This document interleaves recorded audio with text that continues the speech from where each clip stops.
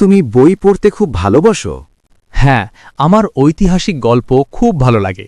তুমি কি ইতিহাস নিয়ে পড়াশোনা করেছো? হ্যাঁ, আমি ইতিহাসে এমএ করেছি। ও, তুমি কোন সাবজেক্ট নিয়ে পড়াশোনা করেছেন? আমি রাষ্ট্রবিজ্ঞানে এমএ। ও, তুমি কি কোম্পানিতে উঁচু পদে কাজ করো?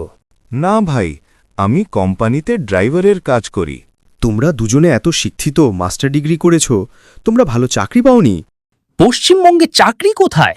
আমি শিক্ষকতার চাকরির জন্য পরীক্ষায় বসেছিলাম। আমাকে তৃণমূলের নেতারা বলেছিল 20 লক্ষ টাকা দিতে হবে চাকরির জন্য। আমার বাবার তো অত টাকা নেই, তাই আমি বাধ্য হয়ে 10,000 টাকা মাইনের সিভিক ভলেন্টিয়ারের কাজ করছি। আমিও শিক্ষকতার চাকরির জন্য পরীক্ষায় বসেছিলাম। দেখলাম স্কুলে যে কোনোদিন পড়াশোনা করেনি, কোনো রকমে পাস কোর্সে স্নাতক হয়েছে, সে চাকরি পেয়েছে।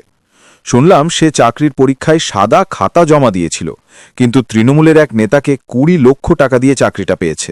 তোমাদের দুর্ভাগ্য, তোমরা তৃণমূল সরকারের আমলে বড় হয়েছ, তাই পড়াশোনা করেও চাকরি পাচ্ছ না। তাই তো আমাদের ভাই বোনেদের স্বার্থে এইবারে এই সরকারকে পরিবর্তন আমরা করবই।